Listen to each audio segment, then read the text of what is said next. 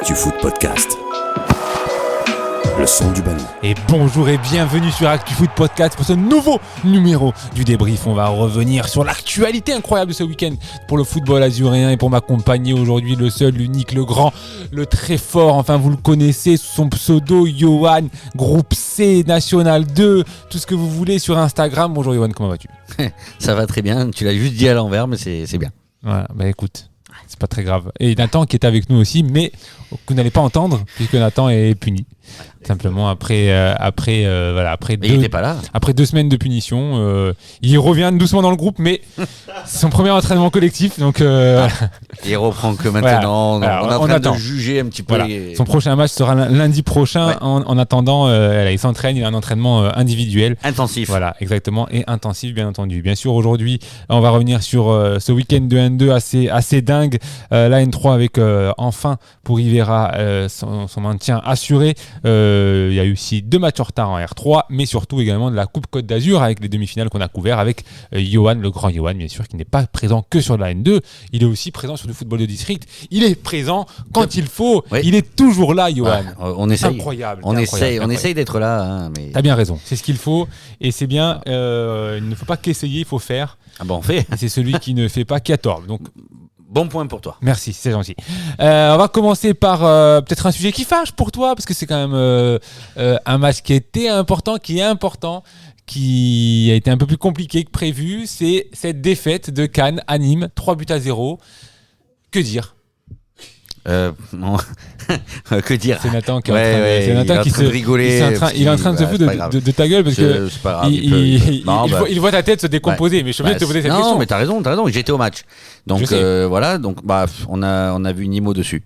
Voilà. Et tu pouvais dire rien d'autre de plus. Les joueurs n'ont pas réussi à appliquer leur jeu qui procure depuis quelques semaines. Donc voilà. Ils savaient très bien qu'il fallait pas prendre de but rapidement. Ils l'ont pris. Donc ça a mis déjà une épée au-dessus de la tête. On va écouter justement Chabert qui revient sur ce match et justement qui espère une réaction directement dès vendredi face à Gaulle. Il n'y a même pas de regret tellement on est passé à côté. Donc voilà, ça arrive. C'est pas le bon moment. Mais c'était une des finales, il en reste 3. Et il faut qu'on rebondisse dès vendredi soir parce que si vendredi soir on gagne, on sera premier. Donc il faut qu'on soit capable de leur remettre la pression tout simplement. Leur remettre la pression, ça sera important justement vendredi face à Gaulle pour justement espérer pourquoi pas un faux pas des Nîmois. Ils préfèrent chasser qu'être chassés, en tout cas dans ce qu'on arrive à comprendre. Après c'est toujours mieux d'être premier, mais ouais, il fallait pas perdre. C'est chose faite, donc maintenant il faut remettre le bleu de chauffe et faire quelque chose contre Gaulle. Après Nîmes, c'est pas facile d'aller faire un match à Andrézieux. Ouais. Sur un terrain qui n'est pas simple à jouer. Hein. Et même Andrézieux à domicile, ils sont quand même. Oui, bien sûr, c'est une belle équipe. 3e, je crois, donc c'est quand même costaud. Donc voilà, c'est un match qu'il va falloir surveiller dès samedi. Et à côté de Cannes et de Nîmes, quand même, un petit mot aussi sur Lusitano Saint-Maur, qui s'est imposé 3-0 face à Rousset, qui reste quand même à égalité de points avec la AS Cannes, toujours à 2 points de Nîmes. Hein. Ce match à 3 qu'on annonce depuis quelques semaines est toujours d'actualité. Il se déplace bien, Saint-Maur. Même si c'était Rousset, mais il se déplace bien. Et ils se redéplaceront. Pour le coup, ils iront à Saint-Priest. Et là, par contre, ça va être un petit peu plus tendu. Qui joue son maintien et qui pourrait presque pas l'assurer, mais en tout cas faire un grand pas en cas de succès. Donc forcément, ils vont jouer là-dessus. Voilà, que Saint-Priest aura à cœur de réaliser un bon résultat. En parlant de maintien, justement, c'est le RC Grasse qui n'a pu faire mieux que match nul face à une belle équipe de Istres, 2 buts partout. Un point qui ne suffit pas toujours à assurer le maintien des Grassois, puisqu'ils sont toujours à 4 même un peu plus quand même, à 5 unités 4 unités, pardon. 5 unités, je vais y arriver. À 5 unités du UFC 93, j'ai eu un bug. Tu as le droit de bugger. Dans ma façon de compter, à 5 unités du UFC 93, on rappelle, le 14e n'est pas obligé de descendre, qu'il y a un seul 14e sur les 3 poules qui descendrait. Donc voilà, attention, il faut aussi relativiser ça. Mais en tout cas, pour l'instant, il y a un petit matelas, mais le maintien n'est pas encore assuré et il faudra certainement faire quelque chose à limoner. La limoner ce week-end qui n'est pas simple. Limonest qui continue, ça remonte un tas, cette deuxième partie de saison. Ils ont été gagnés quand même à Bobigny. À Bobigny, ouais, donc les hommes de Jérémy Berthaud, ils font vraiment une deuxième partie de saison, vraiment, mais remarquable. Ah ouais. Vraiment remarquable, parce qu'ils sont maintenant 10e avec 34 points. J'ai eu la chance de l'interviewer dans mon live, que tu fais toujours la pub, mais honnêtement, c'est tellement plaisant de parler avec ce coach, qu'il nous a expliqué en fait que ils jouent vraiment pour faire le mieux possible. Ancien joueur pro. Oui, de l'Olympique Lyonnais. Ah là là. C'est fou comme la connexion se fait, Johan. C'est autant rapide. C'est incroyable. Ouais, c'est rapide. Incroyable. Donc prochain match, c'est ce week-end. On est déjà, le week-end qui arrive. Ouais, vendredi. Voilà, on sera déjà avant. Avec 2 matchs. Avec 2 matchs dès vendredi, et ensuite on enchaînera avec un samedi de folie avant de vivre 2 dernières journées qui le seront tout autant. En N3, on a eu le droit à un joli mano à mano en tête de ce championnat, puisque Foss a accroché la Duchère. Donc Foss revient à 1 point de la Duchère, et cette victoire surtout permet également à Alès, qui a battu Lyon, de prendre la 3e place à égalité de points avec Bourgoin, qui a été accroché par la SPTT Dijon. Et à noter également quand même le maintien assuré, on peut le dire, de Rivera qui s'est imposé face à Beaucaire. Et il faut quand même le faire, quand même. Battre Beaucaire, c'est quand même très bien. C'est un bon résultat, qui avait 3 points d'avance sur eux. Donc voilà, ils reviennent à hauteur de Beaucaire, et ça c'est plutôt bien. Rivera qui est 9e de ce championnat. Donc c'est plutôt une bonne chose. De son côté, le Canet Rocheville a eu un peu plus de mal au Gallia, même si en première mi-temps ils ont eu des situations de mener au score, mais le Gallia a appuyé un peu sur l'accélérateur en deuxième mi-temps, et ça a fait la différence. Des échos que j'ai eus, c'est comme tu viens de dire, une belle première mi-temps, et deuxième mi-temps ils se sont fait rouler dessus. Ouais. Donc c'est dommage. C'est dommage parce que dans ce qu'on a pu entendre, c'était d'essayer de finir le plus haut possible, et le déplacement, comme m'avait dit M. Changama, c'était un des plus durs. Donc ça s'est vu. Et il y aura un autre déplacement qui sera pas simple, pour les. À Marseille, exactement. Pour les joueurs du Canet, ça sera à Marseille le Marseille, week-end, il joue quand même dans 2 semaines. Il joue quand même le haut du tableau, donc. Oui, clairement. Ils peuvent encore faire une petite surprise. Exactement. Et Rivera se déplaceront à Carnoux, la lanterne rouge de ce championnat.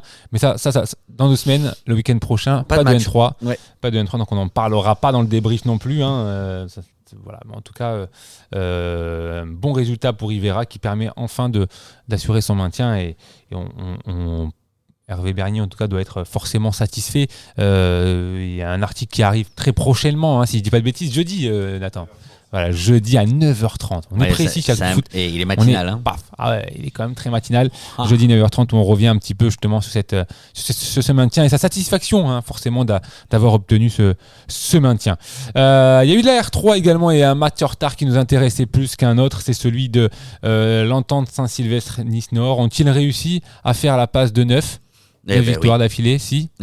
Oui, combien ? 4-0. Incroyable, Avignon.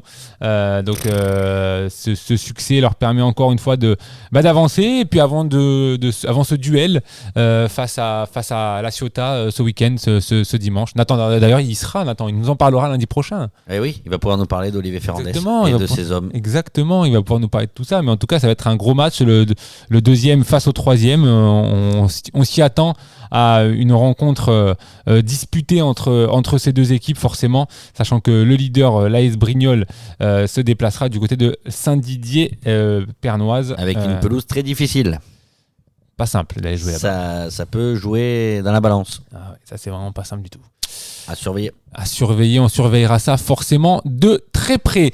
On va faire un gros écart, puisqu'on va passer des championnats R à la Coupe Côte d'Azur, et cette Coupe Côte d'Azur qui nous a offert les demi-finales dans toutes les catégories. Mais ce qui nous a intéressé le plus, nous en tout cas ce week-end, c'était les seniors, puisqu'on était sur une demi-finale chacun. On s'est partagé le boulot puisque c'était à la même heure, et on n'a pas encore le don d'ubiquité, afin de pouvoir tout simplement aller à 2 endroits en même temps, se téléporter. Enfin bon, au temps de l'IA, j'aurais pu y espérer, mais bon, peut-être dans quelques temps.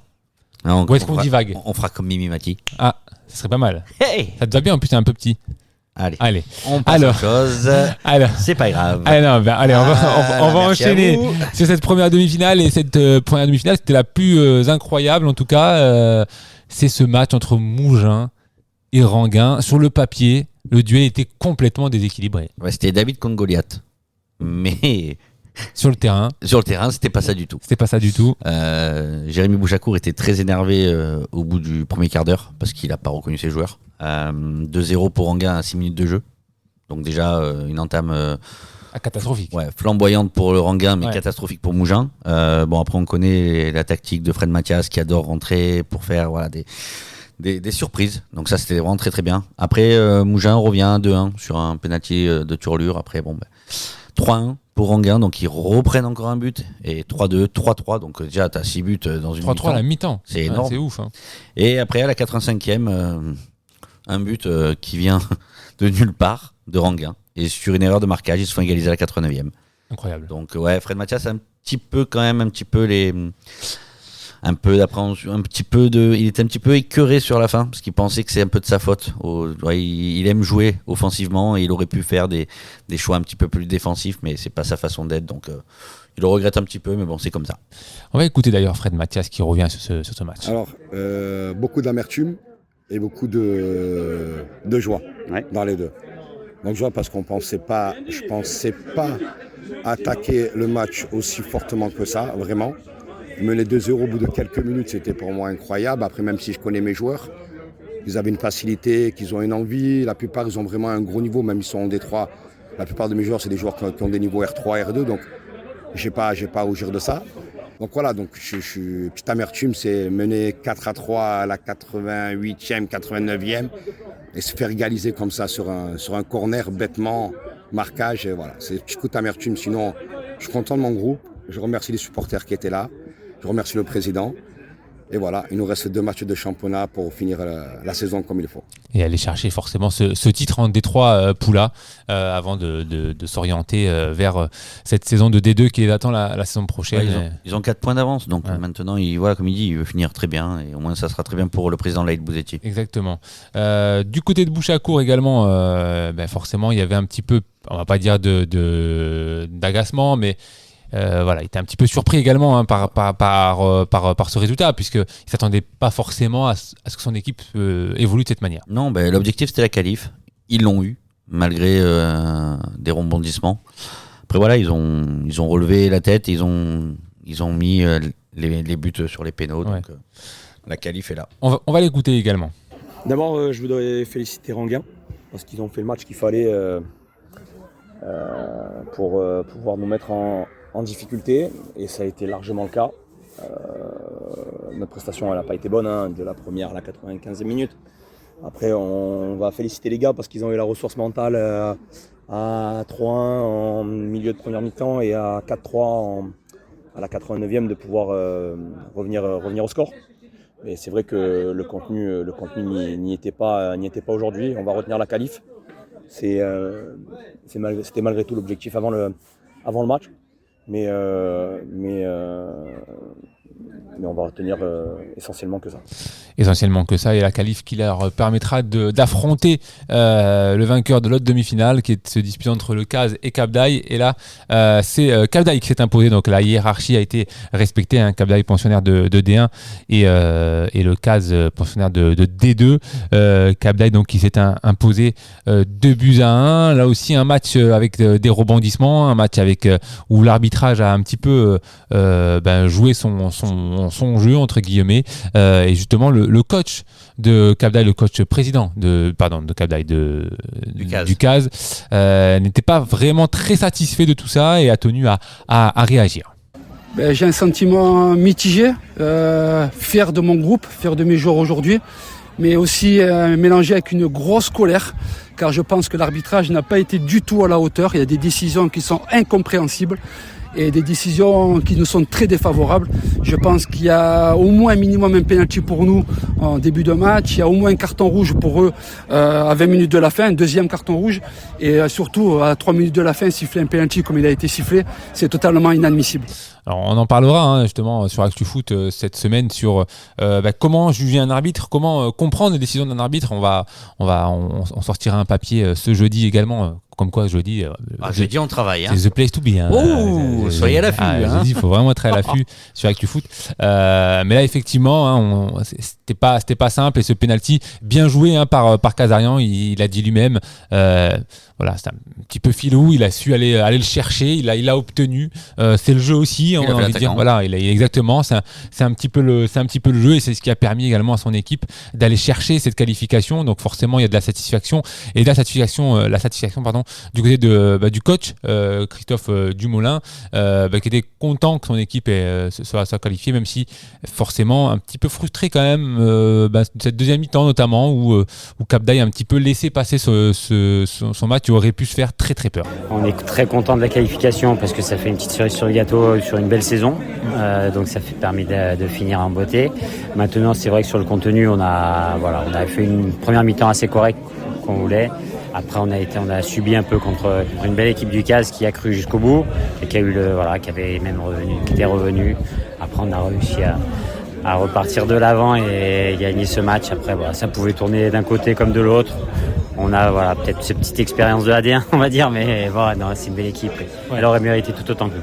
Cette petite expérience qui a fait forcément la différence, et on aura le droit du coup à une belle finale entre Mougins R2 et Cap d'Agde D1.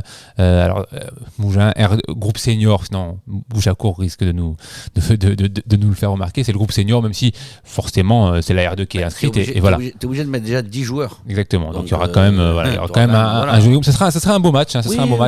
Qui sera à suivre au stade Maurice Jean-Pierre le dimanche 31 mai, si je ne dis pas de sottises. Exactement, le jour de la fête des mères. Voilà, à 16h. Donc nous, le jour de la fête des mères, nous serons... Moi, c'est pas très grave. Ok, moi aussi pour le coup, parce que elle ne sera pas là, c'est pas très grave. Donc, du coup, elle m'en voudra pas, mais bon, c'est pas grave. C'est mon fils et ma femme qui m'en voudront un petit peu, mais bon, je trouverai un subterfuge. Tu travailles. Exactement, ou alors je les ferai venir à Maurice Jean-Pierre pour les faire travailler un petit peu. Mais ça, n'écoutez pas, ne le signalez pas. Non, plus sérieusement, ça fera quand même de belles demi-finales. Il y a eu d'autres matchs d'ailleurs chez les jeunes également en Coupe Côte d'Azur. Oui, on en a eu quand même pas mal. Mais il y a eu surtout des beaux résultats qui ont été faits. Alors il y a eu notamment en Coupe Marenco, on a vu Monaco United se qualifier face à la SCAN. Ça c'était à 90%. Exactement. Mais la belle surprise, c'est comme Villeneuve-Loubet qui s'est qualifié au penalty Villeneuve-Loubet qui a gagné face au FC Carros, un but partout sur le match et ils sont qualifiés au penalty. Donc plutôt un bon résultat pour Villeneuve-Loubet. Oui. Alors cette finale qui aura la particularité de ne pas se jouer malheureusement au moment des finales de Coupe Côte d'Azur, tout simplement parce que Monaco United jouera le barrage d'accession en R1, donc qui se disputera au même moment. Donc forcément ils ne pourront pas jouer à ce moment-là, donc peut-être après, peut-être avant. Ça on attend de savoir la décision du district par rapport à tout cela. Les autres résultats peut-être en jeunes. En jeune, on a eu donc en U19, les U19 pour l'instant, il reste encore les matchs à se jouer, donc ça sera le 6 mai et le 13 mai.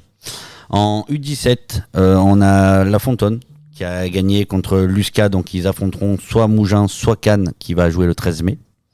En U15, on a Carros qui a gagné contre Cannes-Le-Cros 5-0 et ils attendent pareil son adversaire entre Cannes et Mougins le 6 mai. Incroyable. En U13, on a eu une victoire de Mougins qui a gagné 5-3 face à Saint-Sylvestre. Et Cannes qui a gagné Monaco 2-1. Donc finale, ça sera FC Mougins contre l'AS Cannes. Ça nous promet de belles finales. Ouais. Même si c'est pas encore tout terminé, on rappelle les matchs qui n'ont pas eu lieu, c'est aussi des équipes de ligue. Des équipes de ligue, donc forcément qui jouent en même temps en ligue. Donc compliqué de pouvoir être là aussi à deux endroits en même temps.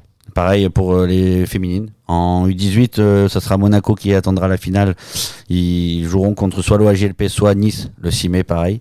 Et en U15, ça sera une finale entre Rocheville et l'OGC Nice. On rappelle les dates, 30-31 mai au stade Maurice Jean-Pierre au Canet pour suivre ces finales de Coupe Côte d'Azur. Merci beaucoup Johan pour ce débrief de ce week-end. On se retrouve forcément la semaine prochaine avec un contenu davantage plus riche, parce qu'il y aura le retour des championnats régionaux, des championnats de départementaux également, en district. Le district. Exactement. Et bien sûr le N2. Donc on va continuer à se régaler, continuer à nous suivre sur actufoot.com, continuer à suivre Johan sur Instagram, Johan, National 2, groupe C, avec un live incroyable ce week-end, ce mercredi avec... Surprise. Avec Surprise, c'est un nouveau joueur qu'on ne connaît pas encore, mais qu'on va certainement découvrir. Merci à vous en tout cas de nous suivre, merci à vous pour tous les commentaires que vous nous faites, et voilà, en tout cas c'est appréciable, et n'hésitez pas en tout cas à nous envoyer vos suggestions de sujets, etc. On se fera avec plaisir le relais de tout ça. À très bientôt. Merci à vous.